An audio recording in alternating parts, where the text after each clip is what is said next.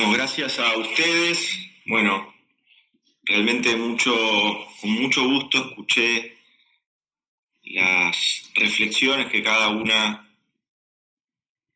dijo, que cada una llevó adelante, con la diversidad de nuestro pueblo, con la diversidad de nuestras trayectorias, con la diversidad de lo que pensamos, de lo que sentimos, de cómo interpretamos la política, cómo interpretamos al peronismo, cómo interpretamos este momento histórico que nos toca.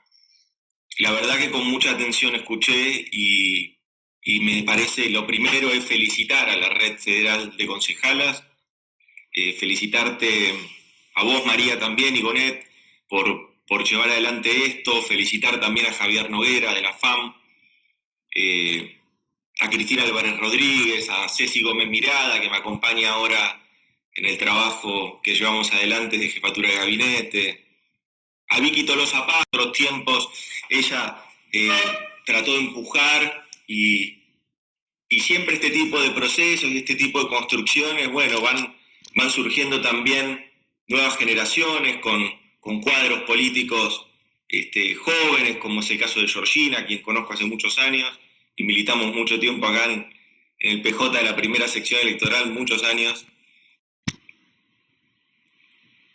y ahora me pone muy contento que Georgina también esté participando y ella poniendo su frescura, su juventud, esta cantera inagotable de dirigentes y dirigentas que tenemos en el peronismo.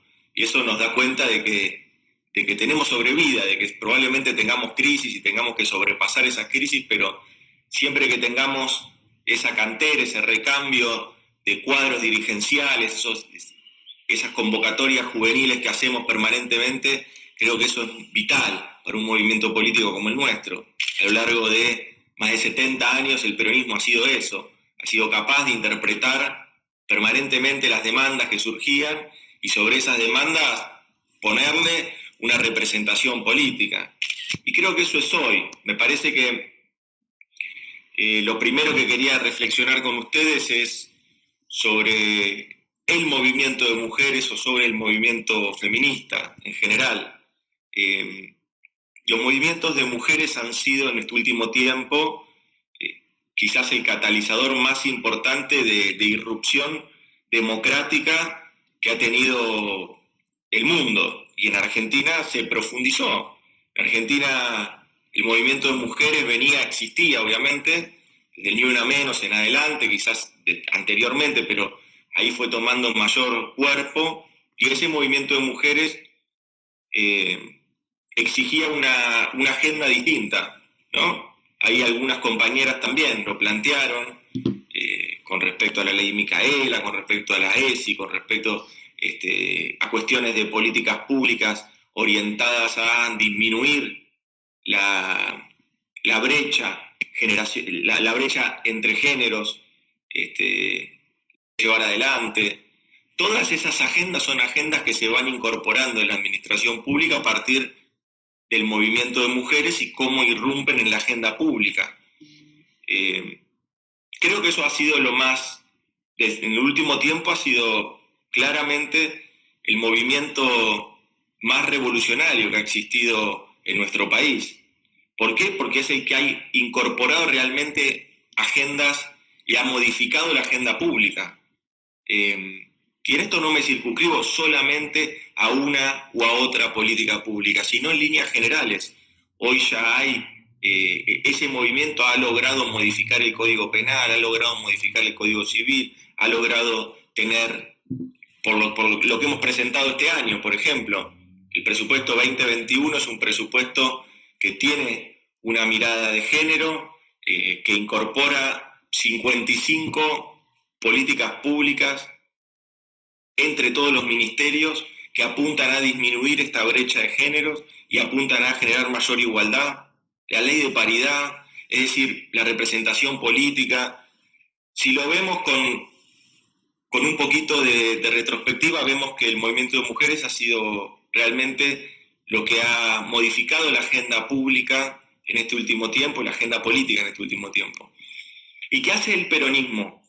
A lo largo de su historia ha pasado esto.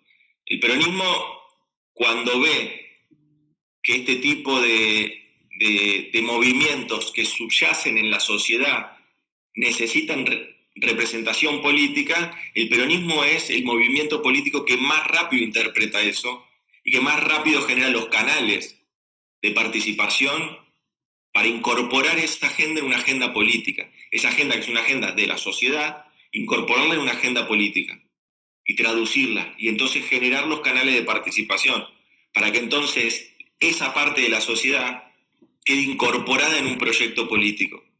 Por eso es tan valioso la red de concejalas, porque es justamente el reflejo que tiene el peronismo para incorporar esa agenda, que es una agenda social.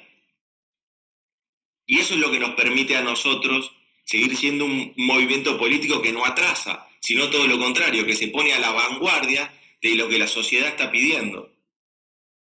Por eso lo primero es reflexionar sobre eso. Creo que por ahí ustedes no lo tienen tan en cuenta, pero el trabajo que están haciendo es un trabajo que le agrega al peronismo una vitalidad que si no, no tendría.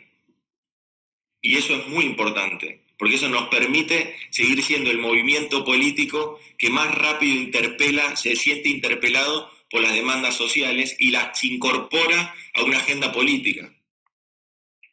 Eso como primer punto, que creo que en ese canal entre lo social y lo político lo terminan construyendo lo que muchas compañeras, yo me anoté todos los nombres, pero después no entiendo mi letra, no, mentira, anoté todos los nombres, pero son muchas dijeron cosas muy similares en esto de su trabajo territorial y cómo se aproximan a lo territorial y a lo federal. En esa lógica, ese es el canal, en definitiva, que el peronismo necesita para poder construir un canal de representación a la demanda social que existe. Por eso insisto, por ahí ustedes lo tienen como más naturalizado, porque, bueno, lo vienen llevando adelante, lo llevaron adelante desde un momento que era muy difícil y que efectivamente era un momento, los 4 años del macrismo, era un momento muy complejo para abordar este tipo de trabajo. ¿Por qué? Porque fundamentalmente lo que hizo el macrismo es determinar qué porción de la sociedad, hacer un recorte de la sociedad y decir, bueno, esta sociedad con estas características es digna de que nosotros la representemos en nuestro gobierno. Ahora, el resto de la sociedad, ¿no? El resto de la sociedad vota mal, cree las mentiras que le dice el peronismo, así que no lo representamos más, no nos interesa. Que eso fue lo que pasó, por eso fue un gobierno de exclusiones. Y nosotros, como tenemos una mirada de movimiento popular, lo que buscamos es la representación de masa, la representación ciudadana en su conjunto. En esa línea, por eso insisto con esto, quizás ustedes hoy naturalizan la práctica de la red de concejalas, pero les vuelvo a repetir que es central a la hora de que el peronismo encuentre canales de representación institucional de las demandas sociales. Y las demandas sociales más relevantes de este último tiempo han sido las demandas sociales del movimiento de mujeres.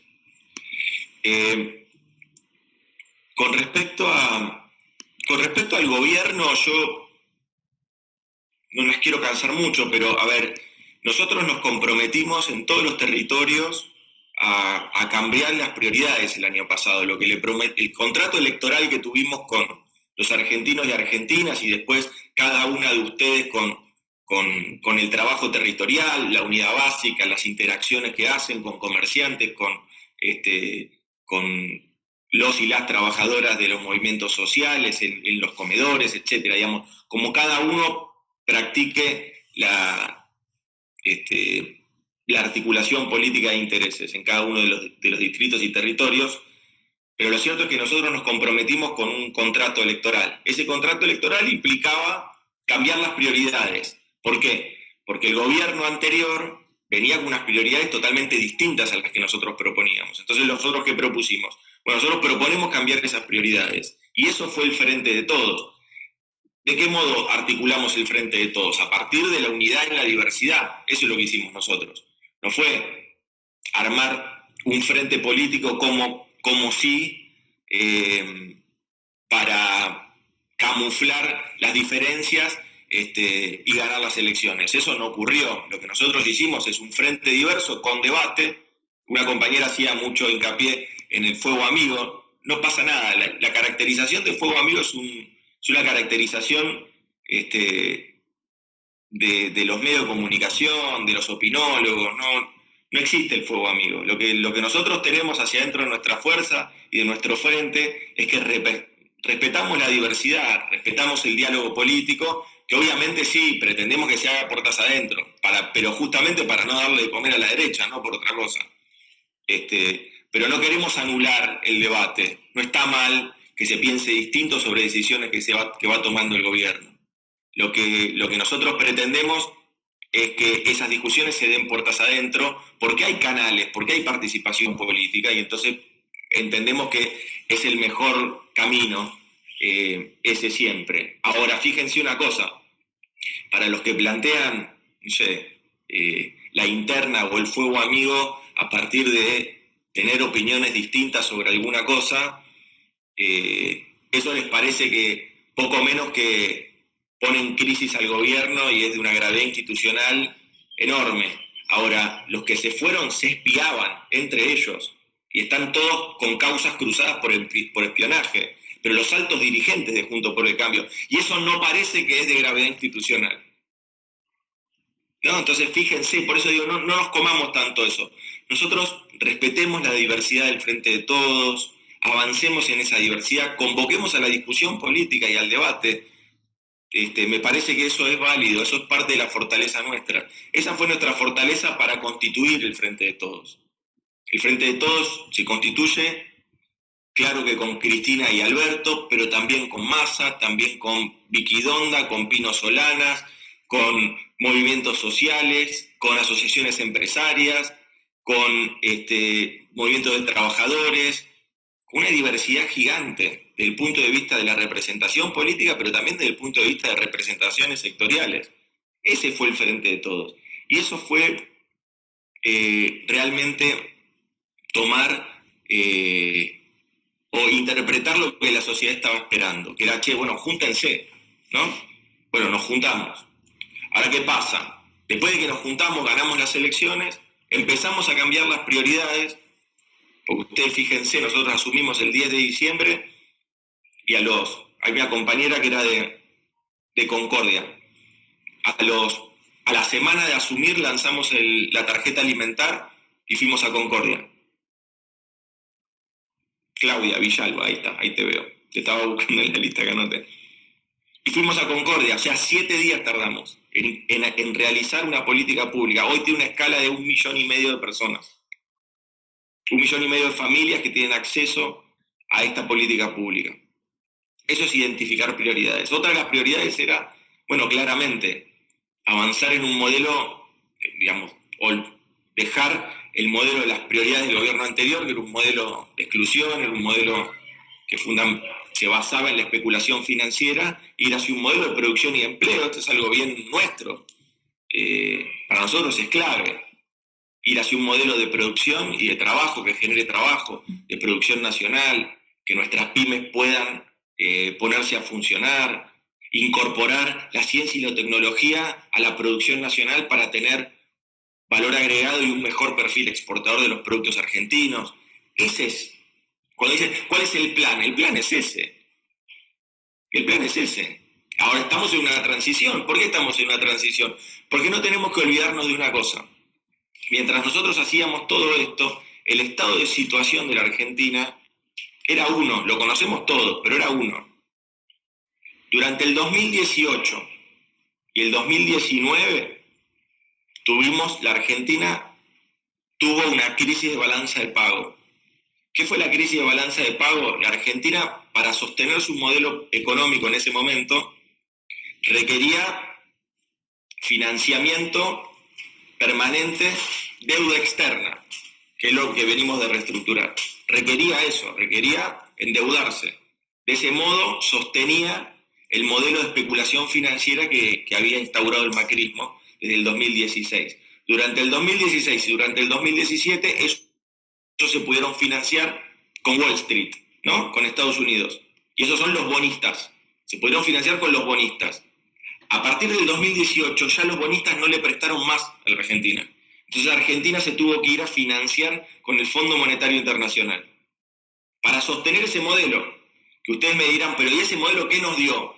Bueno, evidentemente nada, es un modelo que lo único que produjo fue pobreza, exclusión, cierre de empresas, desempleo, porque no es que con ese financiamiento hicieron puentes, planes de vivienda, digo claramente, no se puso un ladrillo en Argentina en ese tiempo.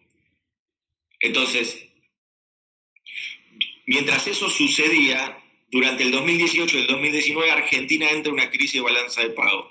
¿Qué implica esto? Que Argentina tuvo que ir para financiarse al Fondo Monetario Internacional y recibe 44.000 millones de dólares.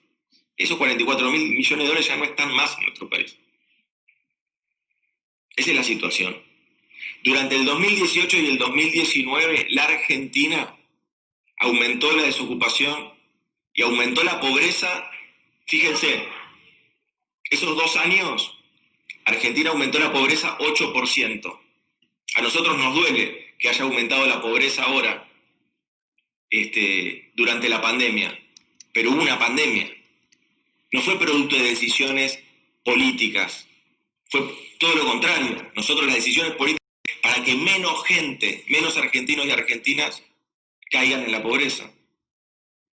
Ahora ellos, sin embargo, producto de su convicción de política económica, produjeron un desastre similar al de la pandemia, que es global. Sobre esa crisis 2018-2019, la Argentina se le monta la crisis global de la pandemia. Hoy lo que tenemos que ser bien conscientes del cuadro de situación. Tenemos que tener un diagnóstico bien preciso. Hoy tenemos una doble crisis. La crisis 2018-2019, una compañera dijo, la herencia del macrismo. Pero lo que pasa es que si hablamos de herencia, parece que nos queremos exculpar, y nosotros no venimos a poner excusas, nosotros queremos hacernos cargo y trabajar, porque es lo que venimos haciendo, y ahora yo después les voy a contar algunos números también de cómo venimos. Pero es cierto, es producto de cómo del punto inicial de nuestra construcción social. A veces se enojan cuando uno los nombra, pero se fueron hace 10 meses del gobierno, ¿eh?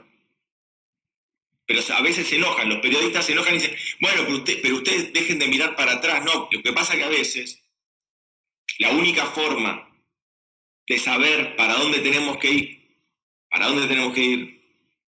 de poder analizar específicamente cuál es el punto de partida de nuestra construcción social, también tenemos que saber de dónde veníamos. Es un análisis completo, porque si no es completo el análisis, entonces es muy injusto. Y nosotros tenemos que hacer un análisis completo, no para echar culpas, pero sí para saber de dónde partimos, porque si no, es totalmente injusto. ¿De dónde partimos? Ya lo saben. La situación de la Argentina en diciembre era esa, sin embargo nosotros avanzamos con políticas que entendíamos redistributivas. Dimos bonos a los jubilados, implementamos la tarjeta alimentar, todo en el mes de diciembre y enero, y ya en el mes de febrero pudimos lanzar el programa de medicamentos gratuitos desde el PAMI. Todo esto con esa Argentina. Y aparte teníamos, la reestructuración de la deuda. Logramos reestructurar la deuda en un 99%. Todo esto en pandemia. Ahí hay algunos, yo no sé si el debate también es allá, pero acá muchos diputados y senadores de la oposición se quejan porque dicen que no pueden expresar sus ideas como corresponde si las sesiones no son presenciales. Y nosotros lo que le respondemos es que nosotros reestructuramos la deuda más grande que tuvo la Argentina por Zoom y no necesitamos ninguna reunión presencial. Así que creo que cuando hay voluntad y hay vocación y las intenciones son francas y sinceras, no hace falta poner excusas. Y así avanzamos nosotros con mucha convicción. Ustedes se acordarán, este fue un proceso muy largo. Pero eso le permite a la Argentina muchas cosas. Cuando nosotros decimos que reestructuramos la deuda en un 99%, implica que para el año que viene la Argentina no tiene que pagar 2.2% de su producto, del PBI, en intereses de deuda. Y eso es justamente lo que vamos a invertir. O sea, lo que sí va a ir por la canaleta de la deuda, nosotros lo estamos invirtiendo con mucha claridad, para que sea el mismo número, lo estamos invirtiendo en infraestructura, que es federal, que es trabajo y que es producción nacional. Estamos invirtiendo la misma plata que sí va a ir por la canaleta de los intereses de la deuda, la misma plata la estamos invirtiendo. Estamos duplicando el presupuesto de infraestructura y obra pública.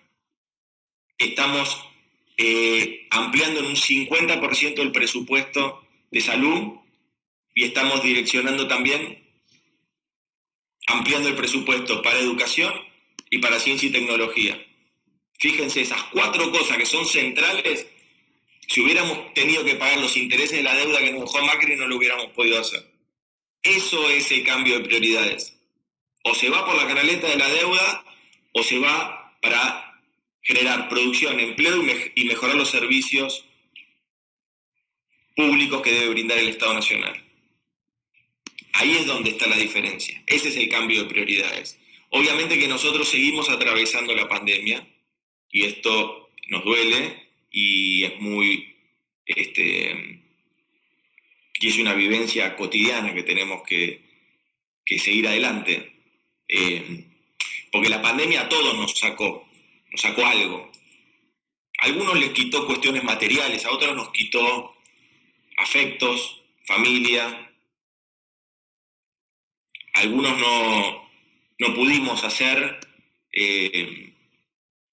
las despedidas como corresponde o como uno está acostumbrado a un ser querido.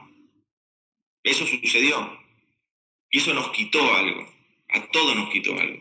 A los peronistas y a las peronistas nos quitó esta fortaleza que nos damos entre compañeros y compañeras cada vez que hay un debate o hay en pugna alguna idea en el escenario político nacional o social o en el escenario político provincial o local.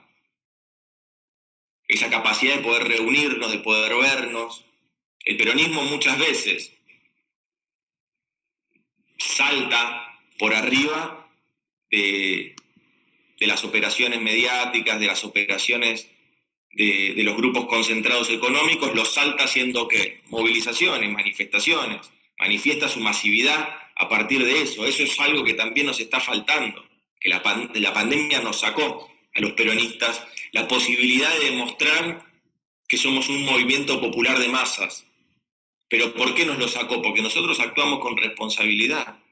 Y ahora fíjense, cómo nosotros que actuamos con responsabilidad sobre estos temas, de todos modos, padecemos un discurso del odio permanentemente atacándonos.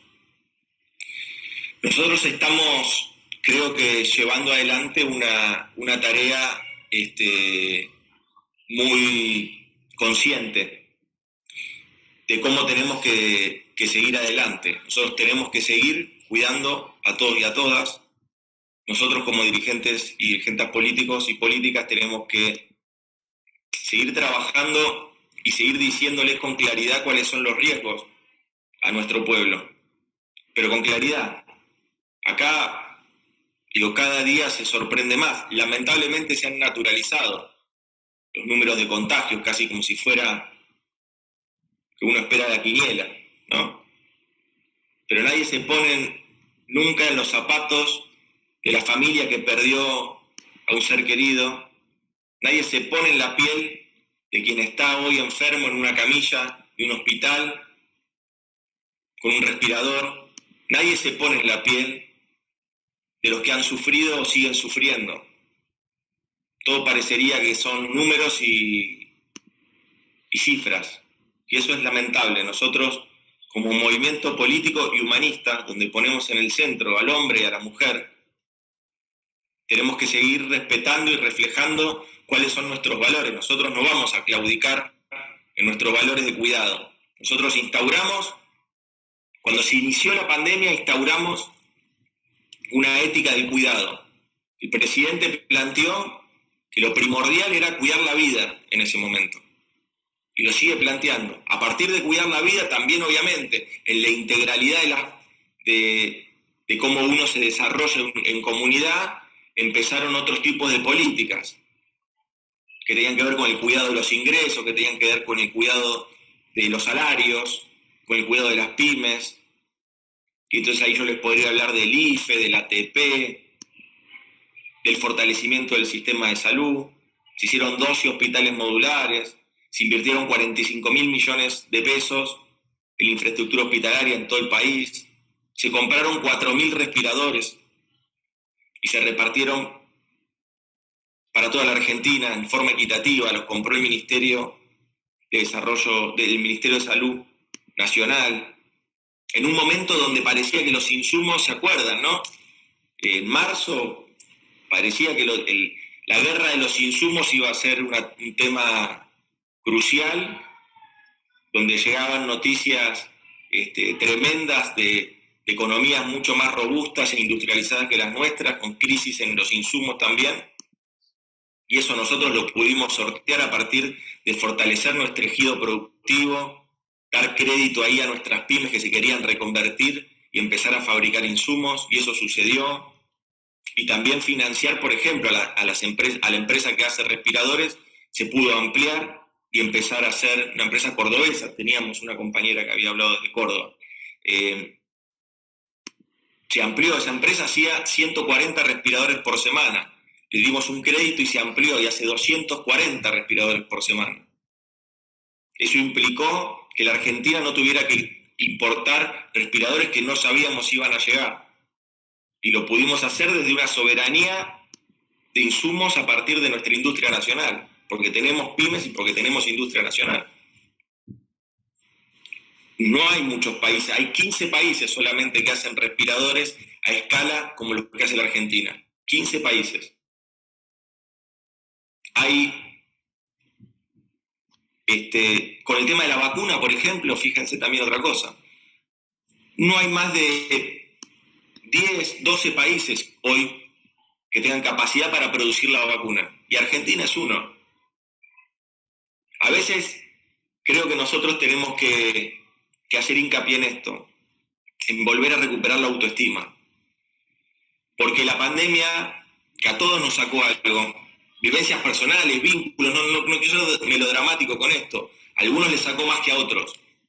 Algunos van a tener una mesa a fin de año con una ausencia que no se va a reparar, es así.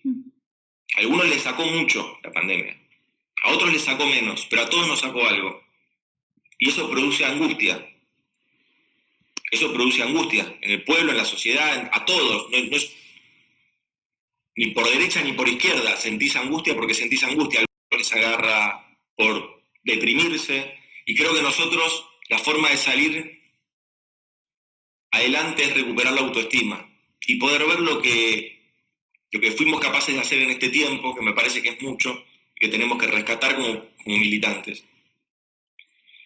Lo que hicimos en esta pandemia fue básicamente toda la primera etapa de gestión de la pandemia. Nuestro país llevó adelante políticas inéditas desde el punto de vista de la escala y desde el punto de vista de los recursos. Argentina va a terminar de invertir durante todo este año 6.5% del PBI en políticas públicas destinadas y orientadas a aliviar el golpe de la pandemia. 6.5% del PBI. Argentina va a terminar, a hoy, digamos, mejor dicho, a septiembre, en términos federales, Argentina distribuyó en las provincias 650.000 millones de pesos. 650.000 millones de pesos representa un 42% de lo que es la coparticipación nacional. Es decir, y toda esa distribución, pues yo sé que algunos pertenecen a los oficialismos y otros no, pero quiero que sepan una cosa, toda esa distribución se hizo siguiendo los mismos parámetros que tiene la coparticipación nacional, con lo cual no hubo discriminación. Yo sé que está como de moda de parte de los gobiernos que son opositores de decir que los discriminamos, pero eso es ridículo. Los números hablan a las claras de otra cosa. 1.000 millones de pesos hemos destinado a distribuir entre todas las provincias argentinas en conceptos de aportes del Tesoro Nacional, en conceptos de créditos, en conceptos del Fondo Fiduciario para el Desarrollo Provincial, en conceptos de IFE, en conceptos de ATP. Tengamos en cuenta que esos recursos, si bien no entran directamente a las arcas provinciales, pero sí entran a los ciudadanos de esas provincias. Y esos recursos vuelven o como impuestos o como actividad económica y comercial. La tarjeta alimentar, otro dinamizador del consumo popular. Es decir, se ha hecho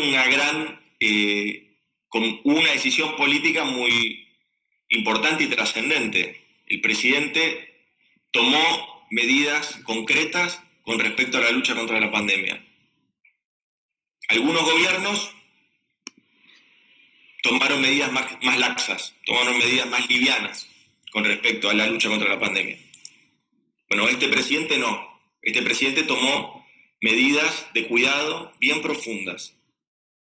Si uno ve la evolución de la pandemia, Argentina está teniendo casos, obviamente, porque los íbamos a tener, y cuando les hablen de, no, bueno, pero ¿para qué hicimos tanta cuarentena? Ellos le dicen cuarentena, ¿no? Cuarentena es como enojarse con el remedio, ¿no? Es como enojarse con la pirineta, pero no, tenés que, digo, de última enojarte con la enfermedad, pero no con lo único que tenés hasta ahora. Nosotros, pensemos una cosa, nosotros avanzamos en políticas de recomposición de un sistema de salud, no teníamos ni siquiera Ministerio de Salud. Cuando arrancamos con la pandemia había un solo centro de diagnóstico, el Malbrán, el único que medía con PCR si tenías o no coronavirus, uno solo. Hoy hay más de 140 y ahora estamos avanzando en una segunda etapa con test masivos y más rápidos, donde vamos a llegar a 800.000 test que se van a hacer a lo largo de esta segunda etapa de gestión de la pandemia. Por eso yo les digo, yo creo que nosotros tenemos que poder identificar dos momentos. El primer momento de la gestión de la pandemia y ahora iniciando un segundo momento de la gestión de la pandemia. A esto el presidente también hace mucho hincapié, me parece que es importante destacarlo, porque el primer momento de la pandemia era tratar primero de contener y ganar tiempo y después mitigar en las zonas donde estaba el coronavirus, que fue el AMBA fundamentalmente. Ahora ya el virus se ha esparcido por todo el territorio nacional y entonces amerita otra gestión. Y ahí ya entran otros instrumentos, como el detectar federal, y entran otros aprendizajes. No necesitamos cerrar la industria, por ejemplo. La industria y toda la instancia productiva puede continuar funcionando con protocolos y con cuidados, puede seguir haciéndolo. Nosotros en la primera etapa de la gestión teníamos dos objetivos bien concretos desde el punto de vista sanitario: fortalecer el sistema de salud y lo segundo y principal era que nuestros trabajadores y trabajadoras de la salud comprendan, entiendan y ganen experiencia en cómo tratar un virus del que el mundo todavía no sabe mucho.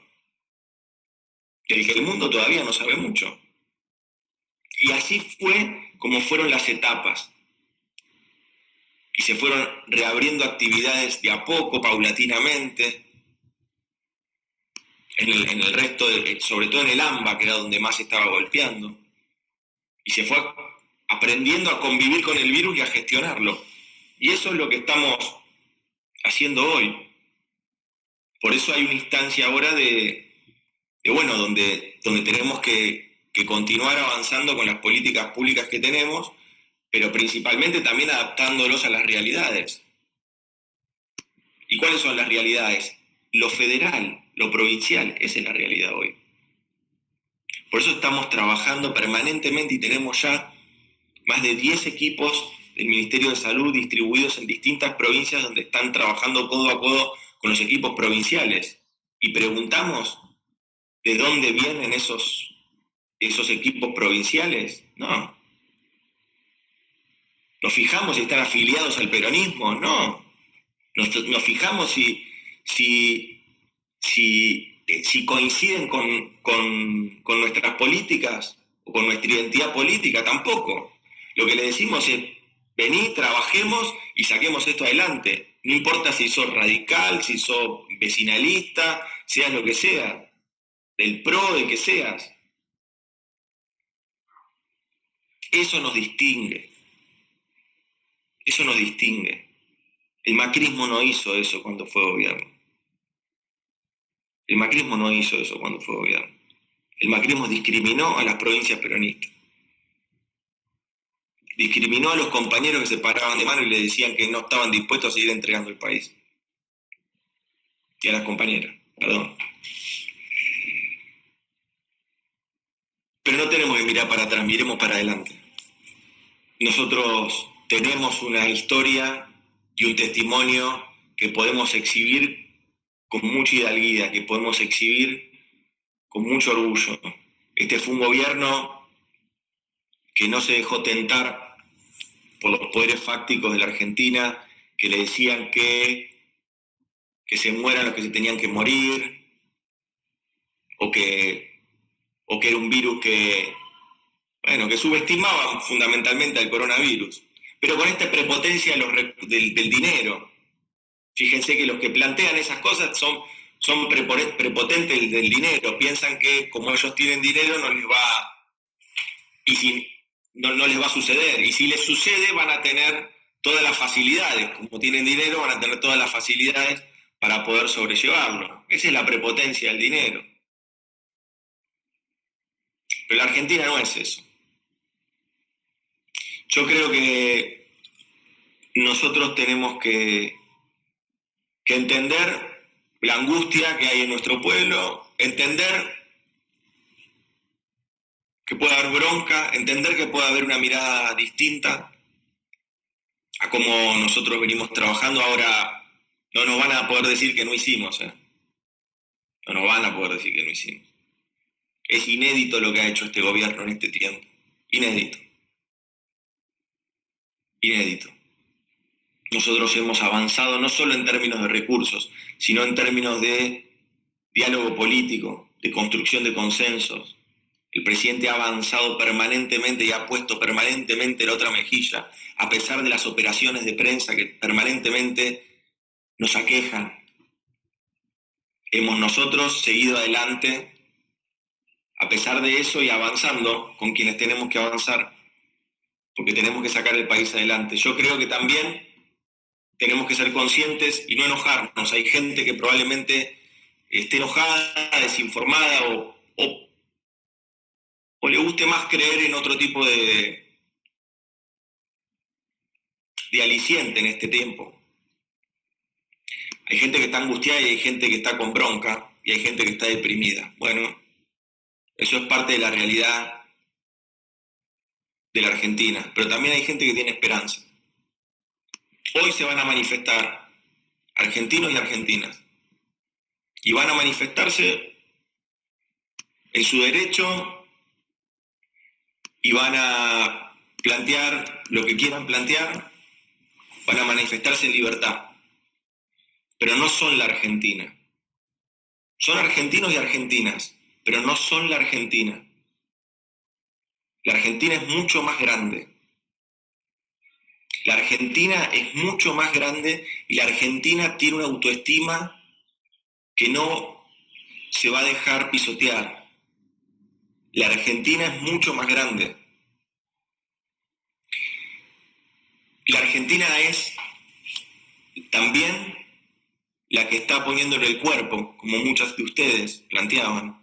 La Argentina también es quien está hoy salvando una vida en un hospital del conurbano bonaerense, o salvando una vida en un hospital de cualquier ciudad, de cualquier provincia. La Argentina también es esos trabajadores y trabajadoras que se levantan diariamente y tratan de sacar el país adelante y fundamentalmente lo que hacen es cuidar a su familia. La Argentina también es eso, Acá no es que habla la gente, Esa es una discusión también que nosotros tenemos que dar. La gente dice, el pueblo dice, no, nadie se puede arrogar eso, que no se equivoquen. Que el peronismo esté esperando y expectante y trabajando con cuidado y cuidando a su gente, no quiere decir que el peronismo esté adormecido, que no se equivoquen, que no se equivoquen. Que el peronismo tenga una relación estrecha y directa en la conciencia que quiere generar en esta ética del cuidado, el cuidado personal y el cuidado familiar y el cuidado colectivo, implica que el peronismo esté en retaguardia, que no se equivoquen, porque eso no es así. Nosotros estamos trabajando para cuidar la vida de nuestra gente, de nuestro pueblo, pero no estamos temerosos, que no se equivoquen. Nosotros asumimos la ética del cuidado que el presidente nos propuso. Asumimos la ética del cuidado que a la que el presidente nos convocó. Como militantes, lo que hacemos es seguir los lineamientos centrales de los que conducen. Y obviamente tratamos de ayornarlos a nuestra realidad, a nuestra gente y cómo llevarlo adelante. Ahora, lo que nosotros sabemos bien es que de esta vamos a salir juntos. Nosotros también sabemos bien de que vamos a salir adelante.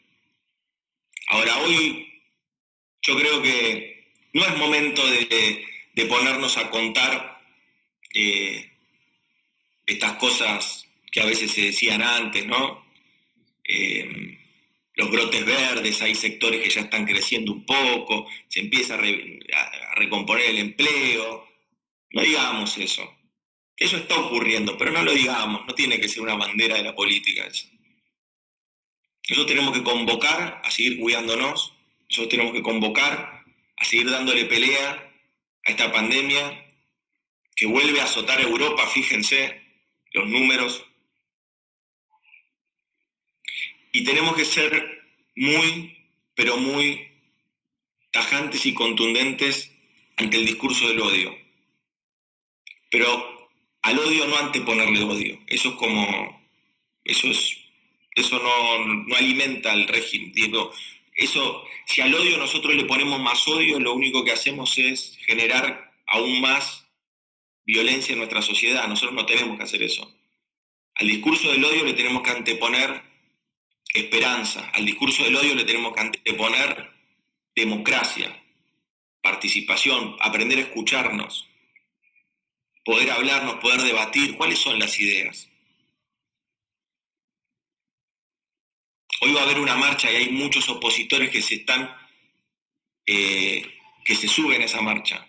Pero ¿cuál fue realmente el compromiso de esos dirigentes en la lucha contra la pandemia? ¿Cuál fue el compromiso de esos dirigentes? ¿Qué hicieron?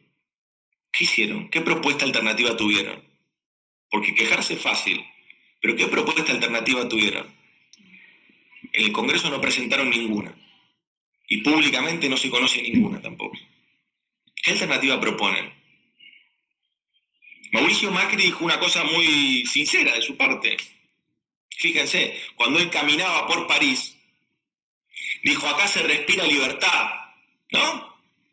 Fíjense, y es muy sincero de su parte.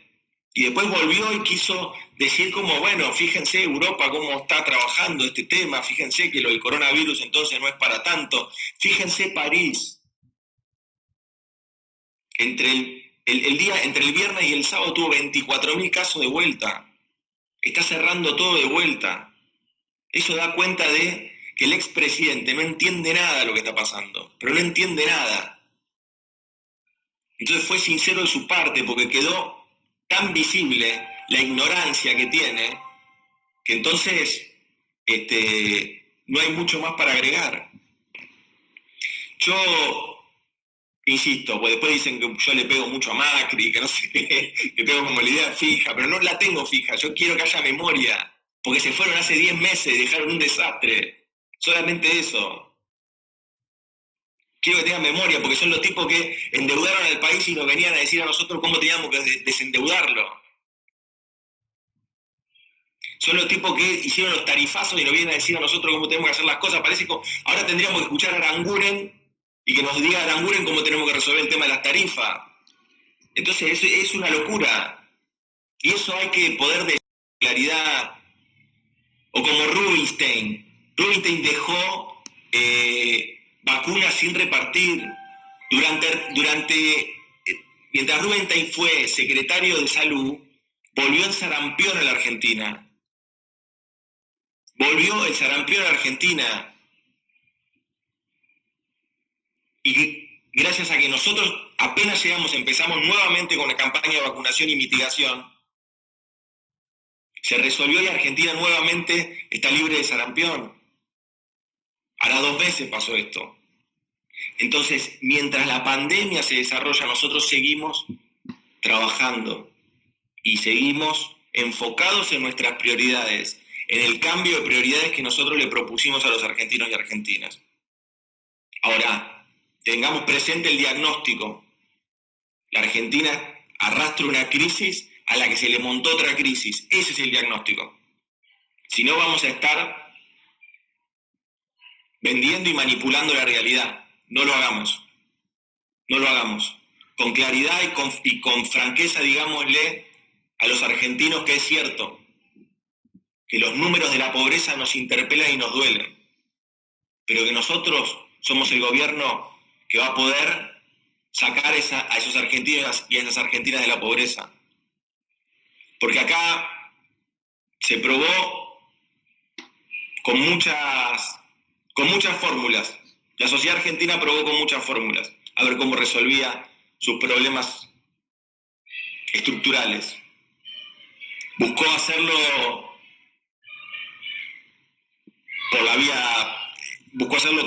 en este último tiempo con empresarios, con CEOs, que como venían del sector privado podían refrescar y ver cuál era realmente las necesidades que tenía nuestro pueblo. Bueno, así no fue. El gobierno de CEOs así nos dejó. El gobierno de esas empresarios así nos dejó. Entonces, nada que el político profesional, la política profesional, los que realmente abrazamos la función pública, los que realmente abrazamos el debate público, los que realmente abrazamos a la política y a la militancia, como para entender qué es lo que está necesitando nuestra gente. Nada más y nada menos que nosotros y nosotras. Yo soy consciente de que estamos en un momento muy duro, pero también soy consciente que con el esfuerzo de cada una de ustedes vamos a salir adelante. Muchas gracias. Los aplausos de ahora, los aplausos virtuales, ¿no? Agradecerte, compañero.